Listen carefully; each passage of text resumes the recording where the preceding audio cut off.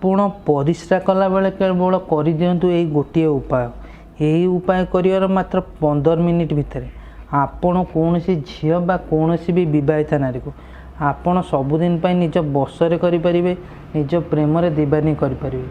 ହଁ ବନ୍ଧୁମାନେ, ମୁଁ ଆଜି ଆପଣ ପାଇଁ ଯେଉଁ ଉପାୟ ଆଣିଛି ସେଇ ଉପାୟକୁ ଆପଣ କେବଳ ପରିସ୍ରା କଲାବେଳେ ଥରୁଟିଏ କରିଦିଅନ୍ତୁ। ଏହି ଉପାୟ କରିବାର ମାତ୍ର 15 ମିନିଟ୍ ଭିତରେ ଦେଖିବେ ଚମତ୍କାର ହେବ।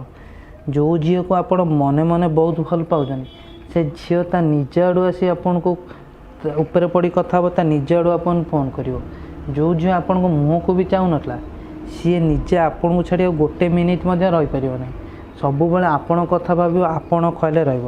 ତାହେଲେ ଏଥିପାଇଁ ଆପଣ କ'ଣ କରିବେ, ଖଣ୍ଡେ ଏଇଭଳି ଗୋଟେ ସାଧା କାଗଜ ପ୍ରଥମେ ନେବେ ଏବଂ ସାଧା କାଗଜ ନେଇ ଆପଣ କ'ଣ କରିବେ, ଗୋଟିଏ ମନ୍ତ୍ର ବତେଇବି, ସେଇ ମନ୍ତ୍ରକୁ ପ୍ରଥମେ କାଗଜରେ ଲେଖିଦେବେ। ଦେଖନ୍ତୁ ମନ୍ତ୍ରଟି ମୁଁ ବର୍ତ୍ତମାନ ଦେଉଛି, ଲେଖୁଛି ଓଁ କାମେଶ୍ୱରୀ। ଦେଖନ୍ତୁ ମନ୍ତ୍ରଟି ଭଲରେ, ଓଁ କାମେଶ୍ୱରୀ କାମ ଆମୁକଂ ମାମ୍ କ୍ରିଂ କ୍ରିଂ ବଶ୍ୟଂ କୁରୁ କୁରୁ ସ୍ୱାହା। ଦେଖନ୍ତୁ ପ୍ରଥମେ ଆପଣ କ'ଣ କରିବେ, ଏଇଭଳି ଗୋଟେ ସାଧା କାଗଜ ନେବେ ଓ ସାଧା କାଗଜରେ ଆପଣ କ'ଣ କରିବେ, ଏଇ ମନ୍ତ୍ରଟି ଲେଖିଦେବେ।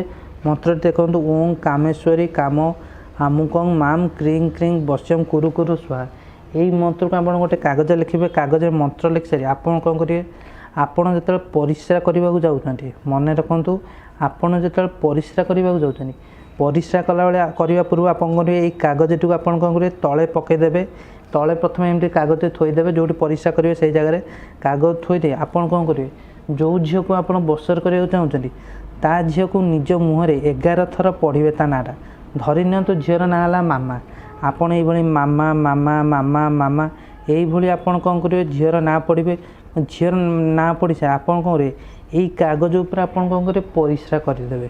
ମନେ ରଖନ୍ତୁ ଝିଅର ନାଁକୁ ଆପଣ ପଢ଼ିସାରି କାଗଜ ଉପରେ ଆପଣ କ'ଣ କରିବେ ପରିସ୍ରା କରିଦେବେ। କାଗଜ ଉପରେ ପରିସ୍ରା କରିସାରିଲା ପରେ ଆପଣ ପଳାଇ ଆସିବେ ଏବଂ କିଛି ସମୟ ଛାଡ଼ିଦେବେ। ଯେତେବେଳେ କାଗଜ ପୁରା ଶୁଖିଯିବ ତାପରେ କାଗଜଟିକୁ ନେଇ ଆସିବେ କୌଣସି ଏକ ନଈ ବା ନାଳ, ଏ କାଗଜଟିକୁ ନେଇ ଭସେଇ ଦେବେ। କାଗଜକୁ ଚିରିବେନି, ଏମିତି ଗୋଟା କାଗଜ ଥିବ, ଏଇ କାଗଜକୁ ନେଇ କେବଳ ଭସେଇ ଦେବେ ନଈ ବା ନାଳରେ। କେବଳ ଏତିକି ଉପାୟ କରିଦେବେ। ଏତିକି ଉପାୟ କରିବାରେ ଦେଖିବେ 15 ମିନିଟ୍ ଭିତରେ ସେ ଝିଅ ମନରେ ଆପଣ ପାଇଁ ଭଲ ପାଇବା ସୃଷ୍ଟି ହେବ। ଝିଅ ମନରେ ଆପଣଙ୍କ ପାଇଁ ପ୍ରଭାବ ପଡ଼ିବ। ସେ ଝିଅ ତା ନିଜ ଆଡ଼ୁ ଆପଣଙ୍କୁ ଫୋନ୍ କରିବ, ତା ନିଜ ଆଡ଼ୁ ଆପଣଙ୍କୁ ତା ଘରକୁ ଡାକିବ। କେବଳ ଏତିକି ଉପାୟ କରିଦେଲେ ସେ ଝିଅ ଆପଣଙ୍କୁ ଛାଡ଼ି ଗୋଟେ ମୁହୂର୍ତ୍ତ ମଧ୍ୟ ରହିପାରିବ ନାହିଁ। ଦିନ ରାତି କେବଳ ଆପଣ ଖୟାଲରେ ରହିବ, ଆପଣ କଥା ଭାବିବ। ଯଦି ଆପଣ ଏହି ଉପାୟ କରି ଦେଉଛନ୍ତି ତାହେଲେ ମୁଁ ଆପଣଙ୍କୁ ଗ୍ୟାରେଣ୍ଟି ସହ କହୁଛି, ଆପଣ କୌଣସି ବି ବିବାହିତା ନାରୀ ହେଇଥାଉ ବା ଝିଅ, ତାକୁ ଆପଣ ସବୁଦିନ ପାଇଁ ନିଜ ପ୍ରେମରେ ଦିବାନୀ କରିପାରିବେ, ନିଜ ପ୍ରେମରେ ପାଗଳି କରିପାରିବେ। ଧନ୍ୟବାଦ।